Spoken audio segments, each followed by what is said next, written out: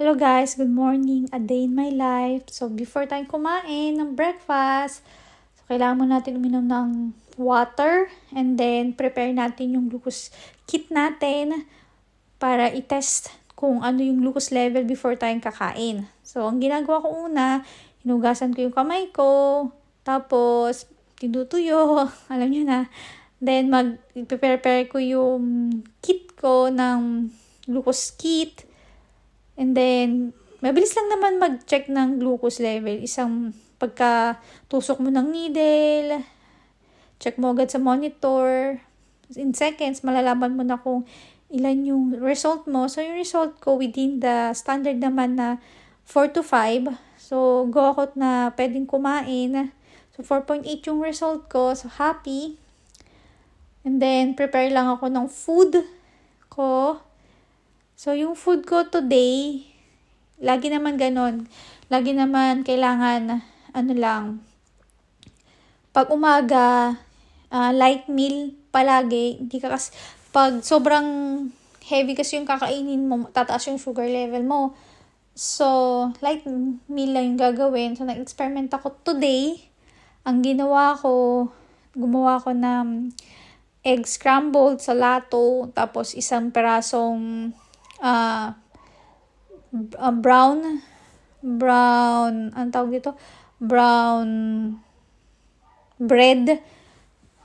So, yung ginawa ko dun sa egg scramble, nilagyan ko siya ng spinach na chopped. Usually kasi ang ginagawa ko, palagi sa egg scramble ko, ang nilalagay ko lang talaga is yung tomato chopped. Pero ngayon naisip ko, bakit hindi ko gawin yung spinach? Kasi alam nyo ba, ang spinach, mataas sa vitamins din siya, sa iron. So, maganda din siyang ilagay sa mga tulad ng eggs, ihalo. So, i-chinap ko lang din yung spinach. Tinanggal ko lang yung tangkay, chop, and then nilagay ko sa egg ko. Tapos nilagay lang ko ng usually na seasoning, pero nilagyan ko siya ng ng sesame oil. Kasi pag nilagyan mo ng sesame oil, nag-iiba yung lasa niya. Parang meron siyang umami na sarap. Parang mas malasa. So, ang ginagawa ko, pag talaga nagluluto ko ng egg scramble, nilagyan ko ng konti na sesame oil yung egg ko para magkaroon ng lasa. Even na nilalagyan ko siya ng mga seasoning ng garlic powder, pepper, tsaka ng salt. Nilalagyan ko pa siya ng konting sesame oil. Para lang, alam niyo yun, yung lumabas yung sarap ng food mo. Kasi usually yung kinakain ko palagi, parang walang lasa, ganun. So, ganun ginawa ko siya. Tapos, nag-experiment din ako ng salato. Yung salato ko kasi palagi kong ginagawa, chopped tomato, tapos lettuce, tapos dressing Caesar dressing yung ginagawa ko ngayon. Nag-experiment ako. So, ang ginawa ko, hinihingal ako kasi malamig dito.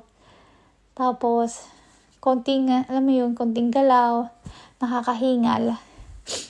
Tapos sobrang lamig, minsan nakakangungo. Dahil malamig. Yun, nagtry ako ng avocado. First time ko yung gawin avocado na nilagay ko sa salato. Kasi laging ginagawa ko sa avocado, kinakain ko lang siya ng usual na kain. Alam niyo yun, yung pagkabukas, hihiwa-hiwain mo lang ng konti, lalagyan mo lang ng konti ng salt, tapos kainin mo na siya. Pero ngayon, ang ginawa ko, in-experiment ko, nilagay ko siya sa salato ko. And then, nilagyan ko siya ng Caesar dressing. Sabi ko, try ko kung masarap. Pag masarap, edi uulitin ko ulit sa next day. Ganun ginagawa ko. Or dadagdagan ko siya ng tomato para lang magkaroon ng ibang kulay yung salato. Yan. Minsan kasi nabibili kong avocado dito. Minsan, na siya, parang nangingitim na yung loob. Siguro dahil malamig, mabilis masira yung mga putas dito. At least yung nabili ko avocado, hindi siya, okay pa siya. So, minsan, nabibili talaga ako ng sa isang pack, 2, 3 yung sira. Tapos, ang mahal-mahal pa minsan. Yan yung ginamit ko ng Caesar dressing. Masarap yung Caesar dressing na yan. Konti lang nilalagay ko. Minsan naglalagay din ako ng konting asin. Pero ngayon hindi ako naglagay ng asin. Kasi parang malasa na siya kasi sa avocado. Tapos, yung breakfast meal ko, salato, egg, scrambled with spinach, and then, nag-testing din ako ng bagong tinapay. Yung tinapay na ginamit ko is whole meal, high fiber, tapos less carbohydrates and less sugar. As in, no added sugar yung bread. And then, yung peanut butter na ginagamit ko is 100% peanut butter, palm oil, and then, less carbohydrates din siya, tsaka less sugar. Ang hirap maghanap ng mga pagkain na less lang yung sugar. Minsan kasi nakalagay na no added sugar. Pero pag tinignan mo yung content, ang taas ng sugar level niya. Minsan nasa 10, 12 grams. Pero ini-expect mo na no added sugar pero mataas yung content ng sugar. Yung peanut butter na yon, think nasa 2.7 grams lang siya. So, okay. Maganda. Maganda siya ilagay sa tinapay. Masarap naman siya. So, nabigla ako dito nung kinain ko yung salato kasi hindi ko na-expect na sobrang sarap niya. As in, ang sarap. Ulitin ko to. Kasi kadalasan kasi, pag iba yung lasa. Malasang-malasa siya. Baka siguro sa avocado. Tapos, nag-complement siya sa Caesar dressing. Tapos, yung salato, yung lettuce. Sarap, as in. Simple-simple lang yung salad. Pero, alam mo yun, ang sarap niyang kainin. And then, inuuna ko talagang kainin yung greens before yung egg scrambled at saka yung tinapay. Kasi, madalas, nung na-search ko kasi yan sa TikTok, madalas sinasabi nila, in-explain nila, dapat unahin kainin yung greens.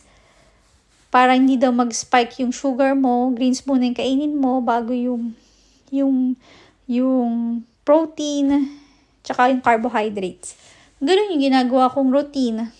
Which is, napapansin ko naman na na-stable naman yung sugar level ko after 1 hour. And then, nung tinry ko kainin yung egg scrambled ko, ang sarap. Masarap siya sa spinach, malasa. Tapos nilagyan ko siya ng konting sesame oil. Ang sarap.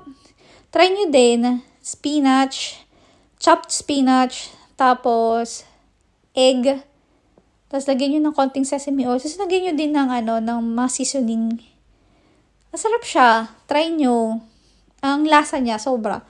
Siguro, try nyo lang. Baka magustuhan nyo.